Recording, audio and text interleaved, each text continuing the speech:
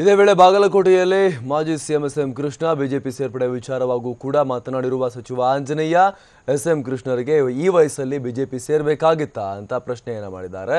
ಅಷ್ಟು ಮಾತ್ರವಲ್ಲ, S M ಕೃಷ್ಣರಿಗೆ Congress ಪಕ್ಷ ಸಿಎಂ ವಿದೇಶಾಂಗ ಮಂತ್ರಿ ಸೇರಿ ಎಲ್ಲಾ ಗೌರವಗಳನ್ನು ಕೊಟ್ಟಿದೆ. ಅವರು ಕಾಂಗ್ರೆಸ್ನಲ್ಲಿ ಇದ್ದು ಪಕ್ಷದ ಋಣವನ್ನ ತೀರಿಸಬೇಕಾಗಿತ್ತು ಅಂತ ಹೇಳಿದ್ದಾರೆ. ಎಸ್ ಎಂ ಕೃಷ್ಣ ಅವ್ರಿಗೆ ಎಲ್ಲ ಕಾಂಗ್ರೆಸ್ ಕೊಟ್ಟಿದೆ, ಏನು ಕೊಟ್ಟಿಲ್ಲ ಹೇಳಿ ನೋಡೋಣ. ಏನು ಕೊಟ್ಟಿಲ್ಲ ಅವ್ರಿಗೆ.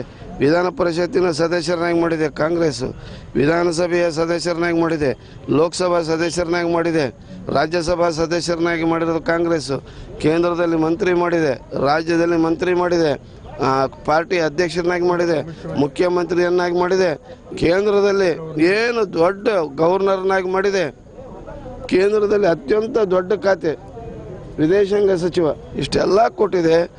ಇಲ್ಲೇ ಇದ್ದು ಕಾಂಗ್ರೆಸ್ಸಿನ ಋಣ ತೀರಿಸಬೇಕಾಯಿತು. ಯಾವ ಕಾರಣಕ್ಕೋಸ್ಕರ ಅವರು ಕಾಂಗ್ರೆಸ್ ಬಿಟ್ಟು ಹೋಗಿದ್ರು ನಮಗೆ ಗೊತ್ತಿಲ್ಲ. ಈ ವಯಸ್ಸಿನಲ್ಲಿ ಬೇಕಾಗಿರಲಿಲ್ಲ. ಒಳ್ಳೆ ಗೌರವ ಇದೆ ಅವ್ರ ಬಗ್ಗೆ ನನಗೆ. ಭಾಳ ಗೌರವಿತ, ಒಬ್ಬ ಸಂಪನ್ನ ರಾಜಕಾರಣಿ.